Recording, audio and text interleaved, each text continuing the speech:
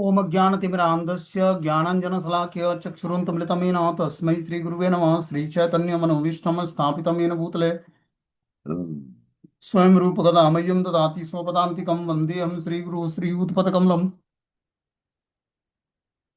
श्रीगुरून् वैष्णवाचं श्रीरूपं साग्रजातं सगण रघुनाथान्वितं तं सजीवं साद्वैतं सावधूतं परिजनसहितं कृष्णचैतन्यदेवं श्रीराधाकृष्णपादान् सगणललिता श्रीविशाखान्विताश्च नारायणं नित्यानन्दं नमस्तुभ्यं प्रेमानन्दप्रदायते कल्पकल्मषस्य नाशाय जानवीपतये नमः।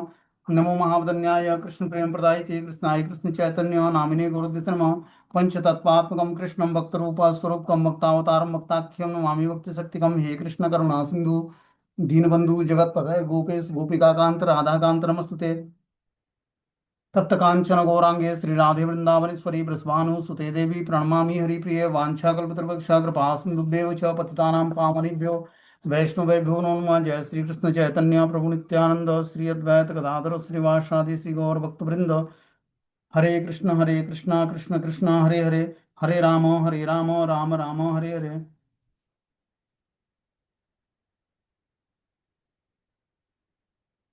तो इसमें आज हम लोग को श्रीमद् भगवद गीता का अध्याय 18 उपसंहार संन्यास की सिद्धि और श्लोक संख्या 62 नंबर पढ़ना है। बोलते हैं तमेव शरणं गच्छ सर्वभावेन भारत, तत्प्रसादात् पराम शांति ये स्थानम प्राप्स्यसि शाश्वतम। हे भारत, सब प्रकार से उसी के शरण में जाओ, उनकी कृपा से तुम परम शांति को तथा परम नित्य धाम को प्राप्त करोगे। तो यहाँ पर अर्जुन को भगवान बता रहे हैं कि सब प्रकार से उसी की शरण में जाओ, उनकी कृपा से तुम परम शांति को तथा परम नित्य धाम को प्राप्त करोगे।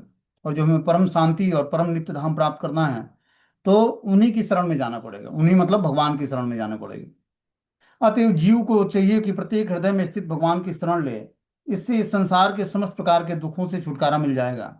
ऐसी शरण पाने से मनुष्य न केवल इस जीवन के सारे कष्टों से छुटकारा पा सकेगा, अपितु अंत में वो परमेश्वर के पास पहुंच जाएगा। वैदिक साहित्य में दिव्य जगतम तद विष्णु परमम पदम के रूप में वर्णित है। क्योंकि सारी सृष्टि ईश्वर का राज्य है, अतएव इसकी प्रत्येक भौतिक वस्तु वास्तव में आध्यात्मिक है, लेकिन परम पदम विशेषतया नित्य धाम को बताता है, जो आध्यात्मिक आकाश या वैकुंठ कहलाता है। क्या बता रहे हैं यहाँ पर कि जीव को चाहिए कि प्रत्येक हृदय में स्थित भगवान की शरण ले।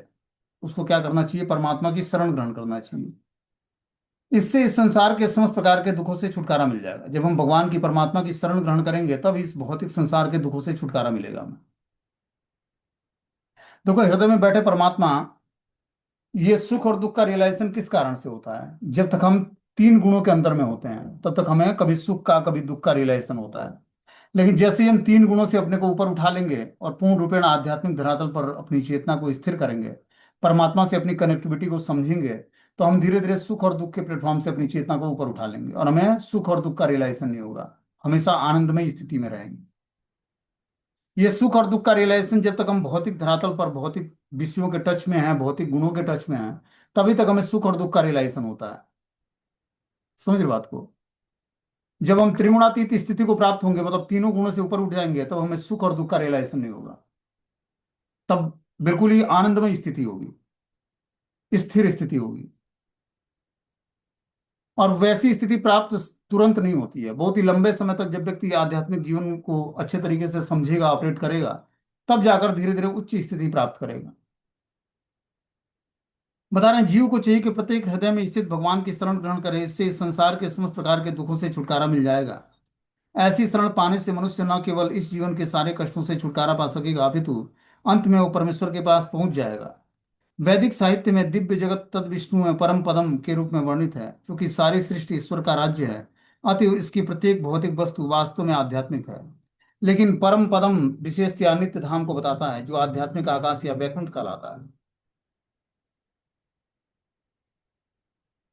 तो बता रहे हैं कि चूंकि सारी सृष्टि ईश्वर का राज्य है, अतएव उनकी प्रत्येक वस्तु भौतिक वस्तु वास्तव में आध्यात्मिक है।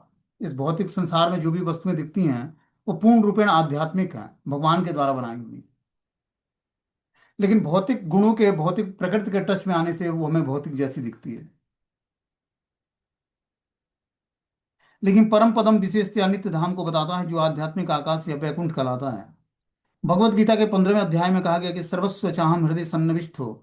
भगवान प्रत्येक जीव के हृदय में स्थित हैं, अतएव इस कथन के कि मनुष्य अंतर स्थिति परमात्मा की शरण ले का अर्थ है कि वो भगवान श्री कृष्ण की शरण ले।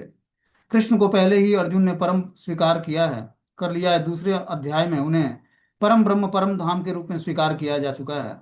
अर्जुन ने कृष्ण को भगवान तथा समस्त जीवों के परम धाम के रूप में स्वीकार कर रखा है।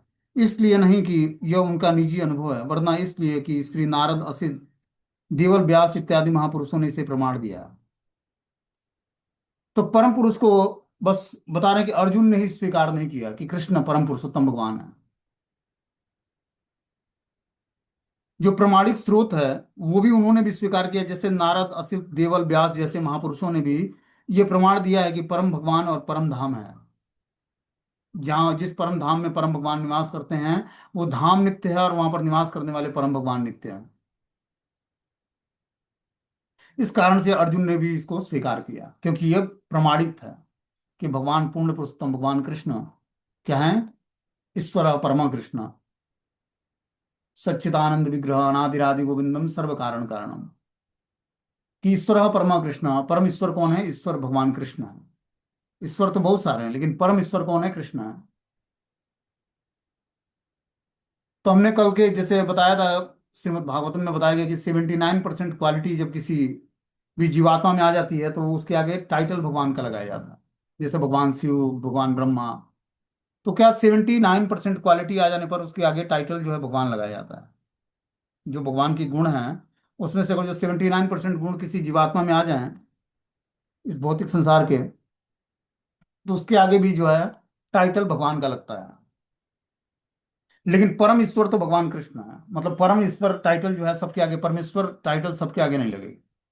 वो बस जिसके पास 6 ऐश्वर्य इनफाइनाइट मात्रा में है उसी को परमेश्वर बोला जाता है।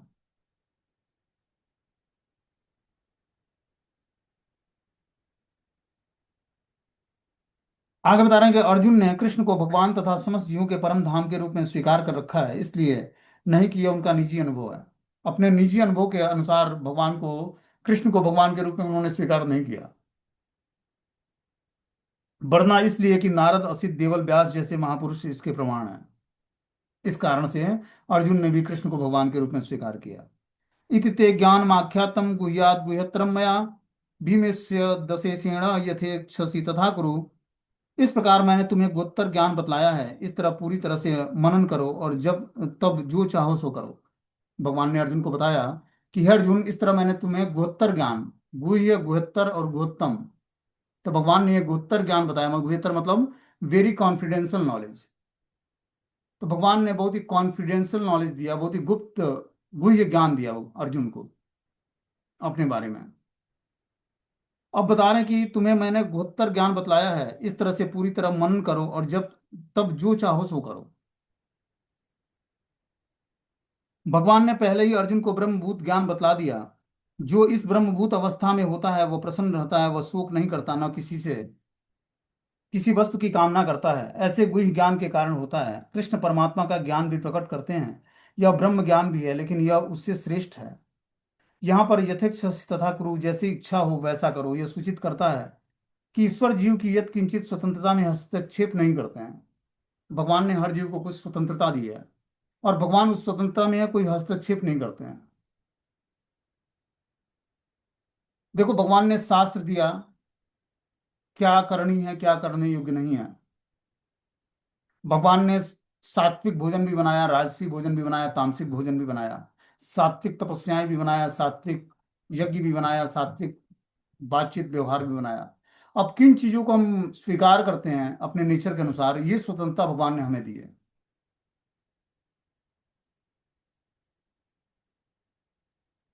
जैसे जिसके लक्षण है, गुण है, उसकी क्रिया है, एक्टिविटी है, उस हिसाब से उसको वो चीजें वो पसंद करता है। सबकी पसंद अलग अलग है।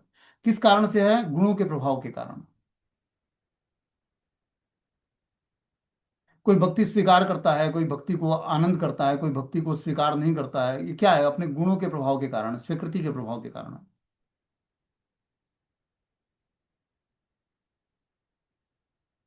तो यह बता रहे हैं कि जैसी इच्छा हो वैसा करो, यह सूचित करता है कि ईश्वर जीव की यत किंचित स्वतंत्रता में हस्तक्षेप नहीं करते हैं।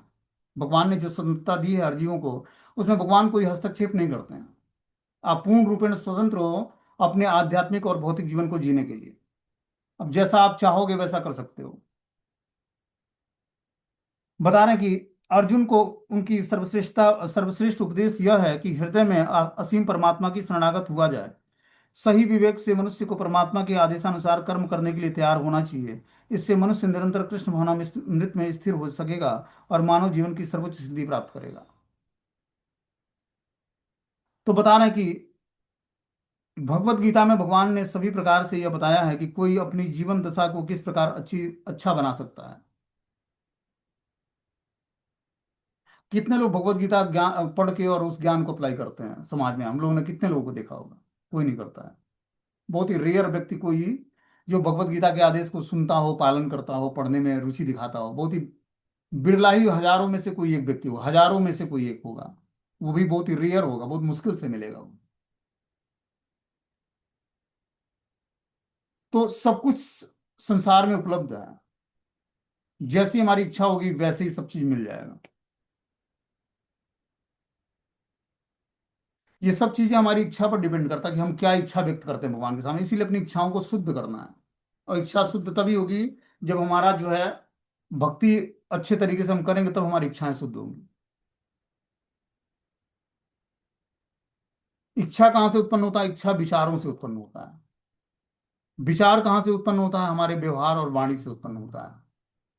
कैसा हमारा व्यवहार है और कैसा जो है हमारा बोलने का तरीका है या सोचने का तरीका है, उससे हमारे अंदर व्यवहार का कल्टीवेशन होता है। व्यवहार मतलब एज ए, बोल सकते हैं उसको कि कार्य करने की शैली या सोचने समझने की शैली। तो बहुत इंपॉर्टेंट है कि हम अपने विचार व्यवहार को शुद्ध कैसे करेंगे? जब हम अपने सोचने की जो हमारी क्षमता है या कार्य करने की जो क्षमता है वो आध्यात्मिक हो जाए। और ये तभी होगी जब हम अपनी इंद्रियों को दिव्य सेवा में लगाएंगे। ये सोचने समझने की क्षमता मन और बुद्धि का कार्य है। मन और बुद्धि की पवित्रता कैसे होती है? जब इंद्रियां पवित्र होती हैं। तो इंद्रियों को दिव्य सेवा में लगाकर धीरे धीरे हम अपने मन और बुद्धि को पवित्र करके अपने सोचने विचारने कार्य करने की शैली और कार्य करने की प्लानिंग जो होती है उसको हम धीरे धीरे शुद्ध कर सकते हैं। और इस प्रकार जो है धीरे धीरे हम भगवान की भक्ति को अच्छे तरीके से जान सकते हैं, शास्त्रों की बातों को अच्छे तरीके से समझ सकते हैं और अपने जीवन में पालन कर सकते हैं। बोलते हैं इससे मनुष्य निरंतर कृष्ण भावनामृत में स्थिर हो जाता है और मानव जीवन की सर्वोच्च सिद्धि प्राप्त करता है। अर्जुन को भगवान प्रत्यक्ष युद्ध करने का आदेश दे रहे हैं। भगवान शरणागत होना जीवों के सर्वाधिक हित में है, इससे परमेश्वर को कोई हित नहीं है। शरणागत होने के पूर्व जहां तक बुद्धि काम करे, मनुष्य को इस विषय में मनन करने की छूट मिली है कि भगवान के आदेश को स्वीकार करने करने की यही सर्वोत्तम विधि है। ऐसा आदेश कृष्ण के प्रमाणिक प्रतिनिधि स्वरूप गुरु के माध्यम से ही प्राप्त किया जा सकता है। तो बता रहे हैं कि शरणागत होने के पूर्व जहां तक बुद्धि काम करे, मनुष्य को इस विषय में मनन करने की छूट मिली है कि भगवान के आदेश को स्वीकार करने की यही सर्वोत्तम विधि है। क्या सर्वोत्तम विधि है? कि हृदय में असीम असीम परमात्मा आसीन परमात्मा की शरणागत हुआ जाए। परमात्मा की शरण ग्रहण करके ही जीवात्मा को शुद्ध बुद्धि से कार्य करने की स्टेमिना जागृत होगी उसके अंदर। उसके अंदर ये शक्ति आएगी कि धीरे धीरे परमात्मा के निर्देश के अनुसार कार्य करने लगे। और जब तक ये हमारे अंदर कल्टीवेशन नहीं होता है दिव्य गुण कि हम परमात्मा के निर्देश के अनुसार कार्य करने लगे, तब तक हमारा वास्तव में आध्यात्मिक जीवन पूर्ण रूपेण सही पाथ पर नहीं चलेगा। क्योंकि हमें हर एक समय हमें एक प्रॉपर निर्देश चाहिए, हर एक कार्य करने के लिए हमें निर्देश चाहिए। कोई आप शिक्षा गुरु या दीक्षा गुरु भी बनाते हो तो कभी दो चार क्वेश्चन पूछ भी लोगे तो चलो बात समझ में आती है। उसके बाद कहाँ कोई किसी से क्वेश्चन पूछता है और कोई किसी के क्वेश्चन का जवाब देता है? कोई नहीं। ना तो कोई क्वेश्चन पूछता है ना कोई जवाब देता है। और यहाँ पर हर क्षण हमें निर्देश चाहिए। तो परमात्मा ही हमारे वास्तविक क्या हैं? निर्देशक हैं, गुरु हैं।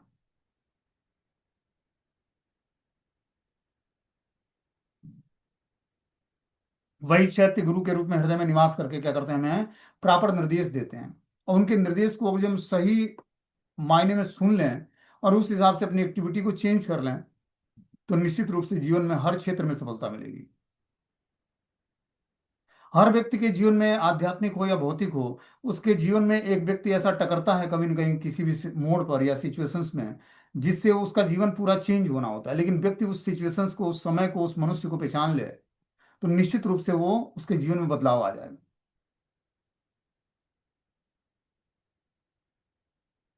और वो भगवान के द्वारा भेजा हुआ उसका रिप्रेजेंटेटिव होता है।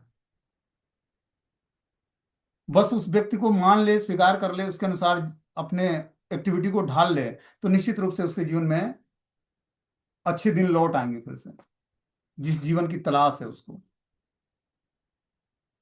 लेकिन इसको स्वीकार करना बड़ा मुश्किल है, क्योंकि अपना जो ईगो है वो हर्ट होता है। जो फॉल्स ईगो हमने अपने हृदय में पाल रखा है वो हर्ट होने लगता है। और इससे व्यक्ति जो है कभी कभी अच्छी चीजों को भी निग्लेक्ट कर देता, छोड़ देता है। और हो सकता है इस जीवन में पछतावा भी ना हो कि हमसे कोई अच्छी वस्तु छूट गई है। समझ रहे बात को?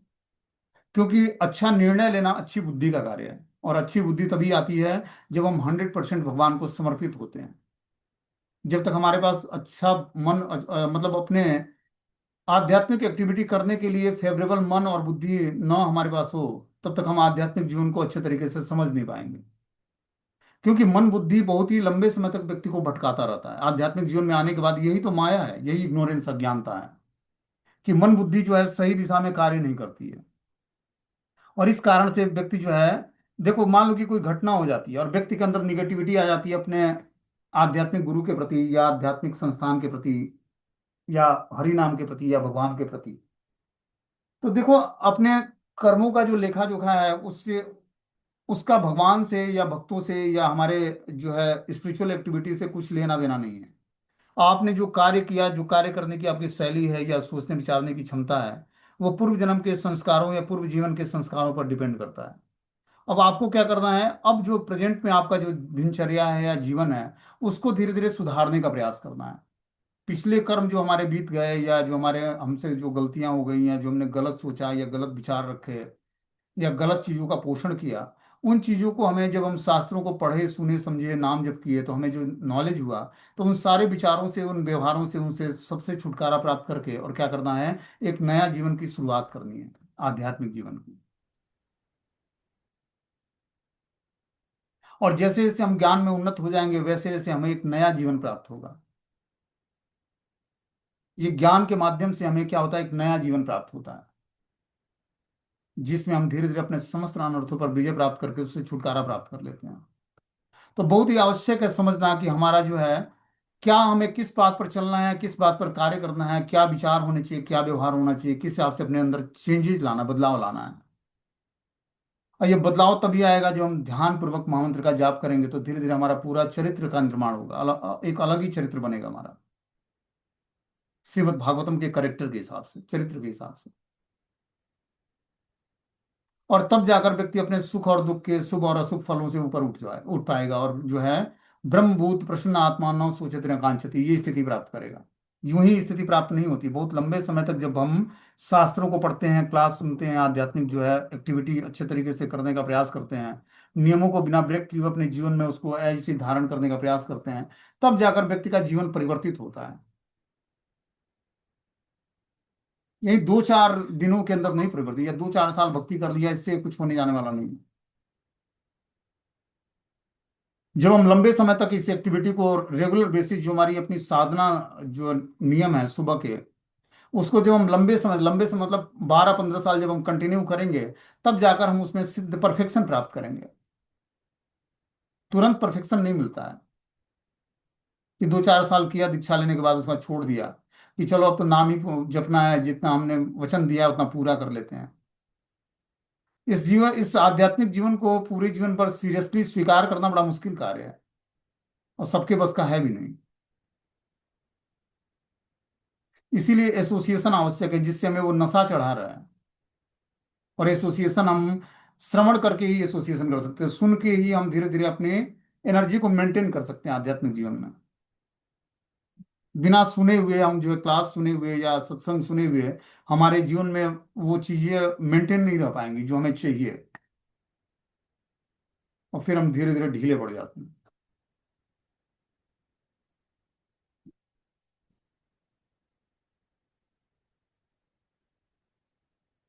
बता रहे हैं, सर्वगोत्तमम भूयम शृणु में परमम वचन, इष्टो असि में दृढ़मिति ततो वक्ष्यामि ते हितम।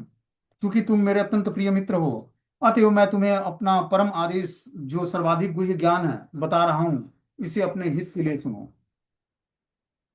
अब भगवान फिर से जो है परम गुह्य ज्ञान बता रहे हैं, अब बता रहे हैं इसमें ही तुम्हारा हित है, इसलिए इसको सुनो तुम ध्यानपूर्वक। तो क्या हित बता रहे हैं, इसको हम लोगों के लिए भी हित में है वो बातें, उसको हम लोग सुनेंगे अभी आगे। तात्पर्य में बता रहे हैं कि अर्जुन को गुह्य ज्ञान और गुहत्तर ज्ञान प्रदान करने के बाद भगवान उसे गुहत्तम ज्ञान प्रदान कर रहा है। गुह्य गुहत्तम गुहत्तर मतलब सर्वश्रेष्ठ ज्ञान। यहाँ यह है कि भगवान के शरणागत होने का ज्ञान। 9वें अध्याय के अंत में उन्होंने कहा कि मन मना भव मत भक्ता सदैव मेरा चिंतन करो।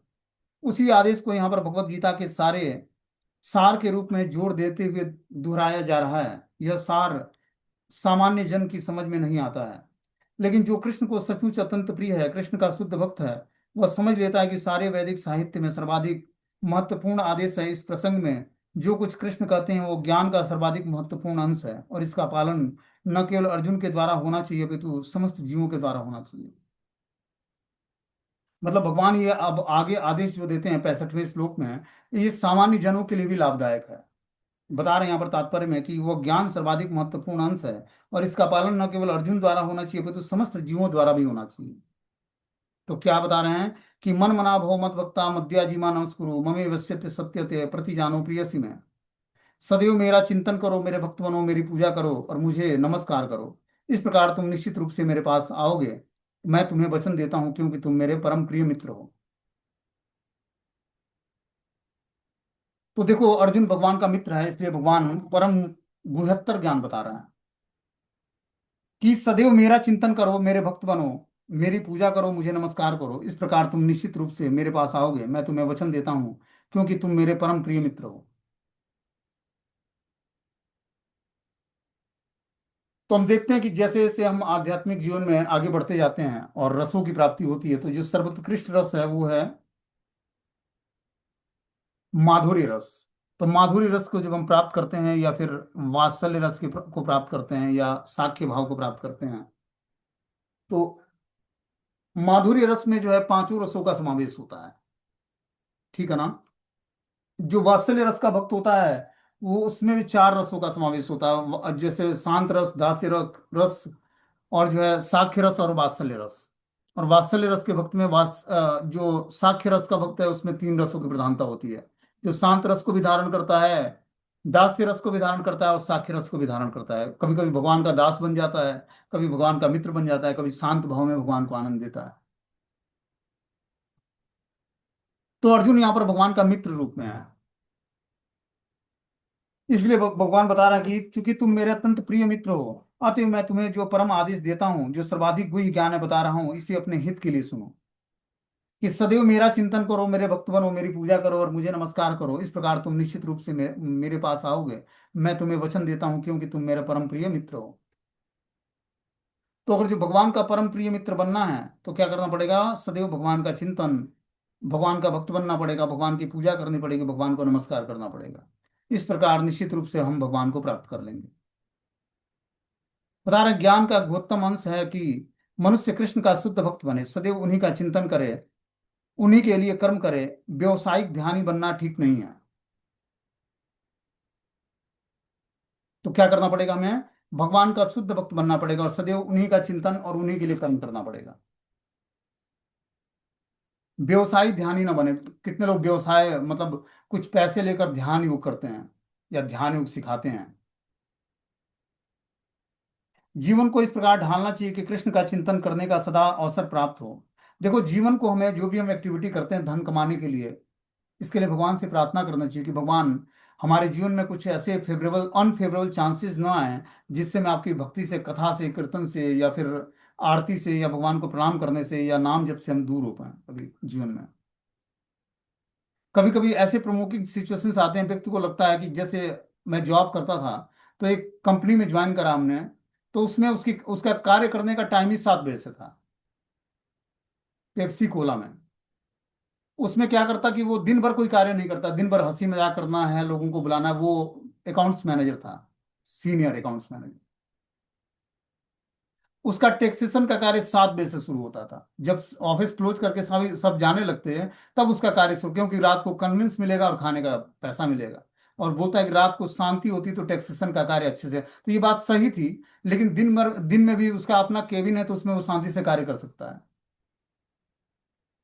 और उसको सबसे रिस्पॉन्सिबल पर्सन मानते थे ऑफिस में उसको, सारे लोग, कि बहुत ही जिम्मेदार व्यक्ति है। रात भर रुकता है, कार्य करता है। तो मुझसे बोला, पांडे जी आप घर जाकर क्या करोगे इतना जल्दी? मैंने बोला, सर यहाँ रहकर ही क्या करूंगा मैं। जैसे होता ना कि म्यूजिक जब बजता है तो डांसर का पैर थिरकने लगता है। उसी तरह जहां 6:30 हुआ, तहां मुझे गौर भगवान की आरती करनी है, गौरांग महाप्रभु की घर में संध्या आरती करनी है। उसके लिए ऐसा ही हृदय में विकलता उत्पन्न होती कि अब कुछ दूसरा सूझता है, कुछ अच्छा ही नहीं लगता था। मैंने एक दिन देखा, 2 दिन देखा, उसके बाद बोला, सर हमारे बस का नहीं है कि मैं 7 बजे के बाद यहाँ पे रुकूंगा, क्योंकि मुझे घर पे आरती करनी होती है और वो कंपलसरी करना है। हमारे गुरु जी का हमारे लिए आदेश है। वो बापू जी का शिष्य था, किस आसाराम बापू जी का। तो उस समय आसाराम बापू जी बहुत ही अच्छे पोजीशन पर थे। आज भी अच्छे पोजीशन पे हैं, रिपोर्टेड हैं, और अच्छे भगवान के भक्त हैं। कुछ कलंक लगा दिया जिसने भी लगाया, लेकिन वो वास्तविकता नहीं थी। तो क्या हुआ कि अब उसने कंप्लेन कर दिया मेरा कि ये रुकता नहीं है, और रिस्पॉन्सिबिलिटी भरी जिम्मेदारी भरा काम है, और ये रुकना नहीं चाहता है। तो मुझे नोटिस पीरियड दिया सर। तो मैंने अब सोचा कि अब बड़े जगह कार्य नहीं करना, अब छोटे छोटे जगहों पर कार्य करना है, जहाँ सैलरी भी अच्छा मिले और एक मालिक हो, ज्यादा ताम झाम ना फैलाना हो। लोगों को लगता है कॉर्पोरेट लेवल की जॉब करके बहुत ही अच्छा हमारा जीवन हो जाएगा, लेकिन मैंने देखा है कि बिल्कुल नारकीय जीवन है। व्यक्ति बस क्या करता है कि पैसे चोरी करता है या टाइम को झूठ बोलकर कार्य करता है। एक मालिक होता है, उसके अंडर में कार्य करके व्यक्ति जो है अपने इनकम के अनुसार भगवान की सेवा करने के लिए धन वहां से इकट्ठा कर सकता है, काम कर सकता है, और सुखी जीवन जी सकता है। तो उसको हमने अपना एक दिन क्रोध भरा रूप दिखाया, क्योंकि अभी तक वो बहुत ही सॉफ्ट रूप दिखा था। क्रोध भरा रूप दिखा है परशुराम अवतार। तो उस जब क्रोध भरा रूप देखा तो बोला कि पांडे तुझे क्या हो गया था कल? मैंने बोला, सर देखो क्या बात है ना कि हर व्यक्ति का अपना एक नियम है। आप भी आध्यात्मिक जीवन जीना चाहते हो, आपने भी कुछ नियम बना रखा है, और मेरा भी अपना नियम है। हमने ऑफिस, आपका कार्यालय इसीलिए ज्वाइन करा कि चलो भाई 6:30 बजे छुट्टी हो जाती है, एक अच्छा रेपुटेड कंपनी है, तो आप टाइम के पंक्चुअल हो गए। और आध्यात्मिक जीवन जीने के लिए आपको भी पता है कि टाइम का पंक्चुअल होना आवश्यक है। बोल रहा है इस तरह से जीवन नहीं चलता। आप पारिवारिक जीवन में हो तो कभी काम करना पड़ेगा, कभी लेट नाइट रुकना पड़ेगा। मैंने बोला ये सब चीजें मैं नहीं कर पाऊंगा सर आपके यहाँ। तो वो निकालते उससे पहले मैंने ही इस्तीफा दे दिया वहां पर।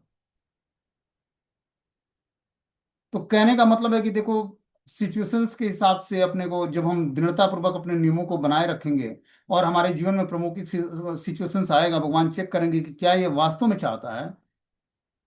तो आप अगर जो अपने अंदर जिद्द ठान लोगे कि मुझे प्राप्त करना है, उस समय पे करना है, तो निश्चित रूप से भगवान आपका सपोर्ट करेंगे। तो जिद्द भी भगवान के ही गुण है। ऐसा नहीं कि जिद्द करना गलत बात नहीं है, लेकिन आध्यात्मिक जिद्द करनी है, जैसे ध्रुव महाराज ने किया। नारद मुनि ने बोला, बेटा तू लौट जा, अभी 5 साल का बालक और जंगल में जाकर तपस्याएं करेगा, आपके बस का नहीं है। तो नारद मुनि से ध्रुव महाराज ने क्या बोला कि अगर जो आप, हे नारद मुनि, आप अगर जो हमारा कुछ सहयोग कर सकते हैं तो आप तो हमें, तब तो हमें कुछ आप बताइए, और नहीं सहयोग कर सकते तो आप अपने रास्ते और मैं अपने रास्ते। तो आध्यात्मिक जीवन भी ऐसा ही है। जब तक जो हमें गुरु सपोर्ट करता है, हमारे आध्यात्मिक जीवन में सहयोग करता है, तब तक वो हमारा गुरु बनने के योग्य है, और उसको गुरु के रूप में स्वीकार करके उसके आदेश का पालन करना हमारा धर्म है। लेकिन जैसे ही वो हमें निर्देश नहीं देता है और भटकाने का प्रयास करता है, वैसे उसको त्याग देना ही अपने में भलाई है।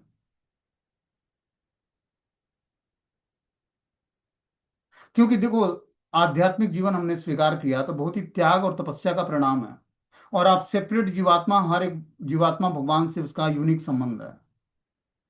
तो मुंह बस जो है आदमी आध्यात्मिक गुरु को स्वीकार कर लेता है, या अपने शिक्षा गुरु को या दीक्षा गुरु को, और पता लगे कि वो शिक्षा गुरु भटकाने लगा हमें, तो ऐसे गुरु का हमें परित्याग करके दूसरा हमें गुरु सेलेक्ट करके उससे आध्यात्मिक शिक्षा लेकर आध्यात्मिक, जिससे हमें सेटिस्फेक्शन ना मिले, उस गुरु का त्याग करना बहुत ही आवश्यक है, निश्चित रूप से कर देना चाहिए। कि हम आध्यात्मिक जीवन में सेटिस्फाई हैं तो दूसरा गुरु बनाएं, जिससे हम अपने क्वेश्चंस को पूछ सकें, बातचीत कर सकें, अपने प्रॉब्लम्स को सॉल्व कर सकें और आध्यात्मिक जीवन में प्रोग्रेस। ये मजबूरी नहीं है, ये शास्त्रों की बातें हैं और बिल्कुल परफेक्ट है, और इसको मानना चाहिए हमें। दीक्षा गुरु तो एक ही हो सकते हैं, लेकिन शिक्षा गुरु हमारे कई हो सकते हैं। जिसकी शिक्षाएं अच्छा लगे उसके उससे हम शिक्षा लेकर अपने आध्यात्मिक जीवन में प्रोग्रेस करने का हिसाब किताब बना लेना है। क्योंकि ये जीवन बहुत ही रेयर मिला है, और इसको अगर हम वास्तव में सफलता चाहते हैं तो हमें प्रॉपर निर्देश में जीवन जीना पड़ेगा, और उस हिसाब से जीवन जीकर ही हम आध्यात्मिक जीवन में प्रोग्रेस करके और भगवान तक पहुंच सकते हैं। नहीं तो बस टाइम पास करना है तब तो फिर ठीक हो, तब तो कोई बात नहीं है।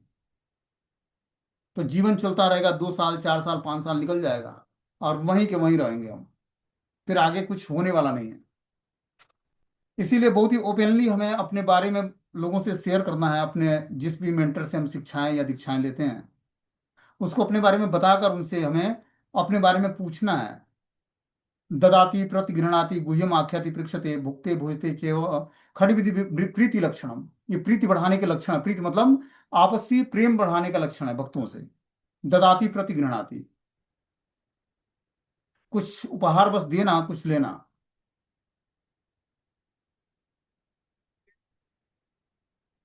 गुह्यम आख्याति पृक्षते, अपने कॉन्फिडेंशियल बातों को उनसे शेयर करना और उनसे अपने कॉन्फिडेंशियल बातों का सवाल जानना, जवाब जानना। उसमें पारिवारिक मैटर का उलझन नहीं पूछना है कि ये कैसे सुलझाएं जी, ये तो बात चलो समझ में आती है कि चलो कोई ऐसा व्यक्ति है जो उलझ गया है तो उसको अपने पारिवारिक मैटर को सुलझाने के लिए किसी से सलाह ले सकता है। लेकिन आध्यात्मिक जीवन में प्रोग्रेस करने का यही मेथड श्रील रूप गोस्वामी ने बताया है कि ददाति प्रतिगृह्णाति गुह्यम आख्याति पृक्षते भुक्ते भोजते चैव खड्विधि प्रीत लक्षणम। कि दान स्वरूप कुछ गिफ्ट देना और दान स्वरूप कुछ गिफ्ट स्वीकार करना, और कॉन्फिडेंशियल बातों को उनसे शेयर करना और कॉन्फिडेंशियल बातों को उनसे जानना, और भुगते भोजते सेवा, कुछ भोज्य पदार्थ खिलाना और कुछ भोज्य पदार्थ उनसे स्वीकार करना। ये खड्विधि प्रीति लक्षणम, ये प्रीति बढ़ाने के लक्षण है।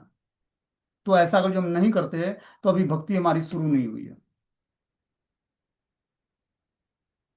और ऐसा करना पड़ेगा तभी हम आध्यात्मिक जीवन में प्रोग्रेस करेंगे। नहीं तो इस तरह से कैमरा बंद करके बहुत लंबे समय तक कई साल क्लास चल जाएगा और वहीं के वहीं बने रहेंगे हम, हमें आगे नहीं बढ़ना है जी। तो वैसे व्यक्ति को कोई हिला भी नहीं सकता है, जिसने वचन दे रखा है या ले रखा है कि मुझे जो है यहीं बने रहना, इसी तरह बने रहना है, तो उस व्यक्ति को कोई भी हिला नहीं सकता है।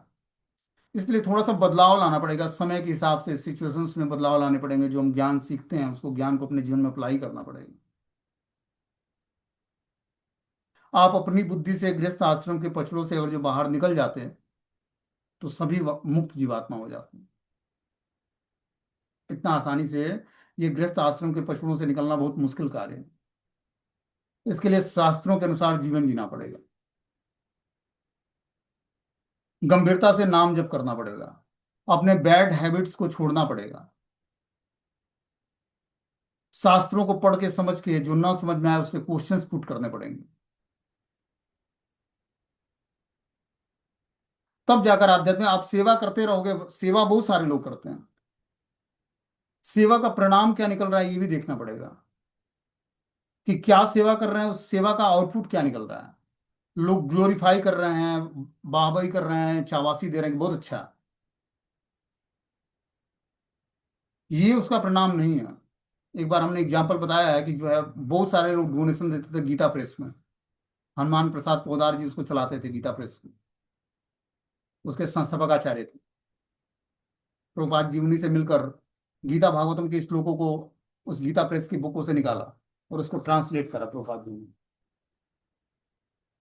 तो बहुत सारे डोनर डोनेशन देते थे बुक्स को छापने के लिए, क्योंकि देश विदेश में उस बुक का प्रचार आज भी होता है और पहले भी होता था। पहले बड़े लेवल पे होता था, आज कुछ कम हो गया उनके जाने के बाद। तो सारे एक बार डोनरों को इकट्ठा किया गया कि सबको भाई गिफ्ट दिया जाएगा और उनको जो है सम्मानित किया जाएगा। तो सभी लोगों ने, लेकिन उसमें एक हनुमान प्रसाद पोद्दार जी का पर्सनल शिष्य भी था जो अच्छा डोनेशन देता था। तो उसको बुलाकर साइड में पोद्दार जी ने बोला कि देखो, या तुम 5 रुपए की माला पहनना चाहते हो, या इसका क्रेडिट तुम आध्यात्मिक भगवान से लेना चाहते हो, जो दान तुमने दिया है। उसने बोला कि महाराज मुझे आध्यात्मिक स्वीकृति चाहिए, मतलब आध्यात्मिक फल चाहिए इसका। तो बोले कि 5 रुपए की माला में आपकी आध्यात्मिक स्वीकृति चली जाएगी। आप किसी सेवा के बदले कुछ ले लेते हो, ठीक है ना, तो वो सारी सेवाओं का फल उसमें चला जाता है। इसीलिए हमें सेवा बहुत ही सोच समझकर, और किस व्यक्ति की सेवा कर रहे हैं बहुत ही इंपॉर्टेंट है। और क्या सेवा कर रहे हैं, सेवा का परिणाम क्या होगा, सेवा सात्विक है, राजसी है, तामसिक है, इन चीजों को ध्यान में रखते हुए हमें सेवा करनी है। और आध्यात्मिक जीवन में सबसे बड़ी सेवा है कि गुरु के आदेश का पालन करना, और अपने परम गुरुदेव के आदेश का पालन करना, जो कि आदेश क्या है कि सुबह का मॉर्निंग प्रोग्राम दृढ़ता पूर्वक रेगुलर बेसिस पूरे जीवन भर मेंटेन करना है। इसके एवज में कोई समझौता करके दूसरी सेवा नहीं करनी है। चाहे कोई सेवा हो या ना हो, कोई फेस्टिवल हो या ना हो, लेकिन हमें सुबह के मॉर्निंग प्रोग्राम को दृढ़ता पूर्वक रेगुलर बेसिस करना है तो करना है, चाहे हम घर में हों चाहे बाहर हों। तब जाकर धीरे धीरे भक्ति में परफेक्शन प्राप्त होगा, और हम धीरे धीरे जो आध्यात्मिक जीवन को की रिस्पॉन्सिबिलिटी को समझ पाएंगे, और उस हिसाब से अपने गुरु और परम गुरुदेव के मूड में आ पाएंगे, और आध्यात्मिक जीवन को अच्छे तरीके से समझ कर और उसमें तरक्की कर पाएंगे। ठीक है, हरे कृष्णा। अब आगे जो है 66 नंबर श्लोक है, इसको हम लोग कल पढ़ेंगे। अभी 78 नंबर श्लोक तक है, तो अभी 3-4 दिनों में ये समाप्त होगा पूरा, आराम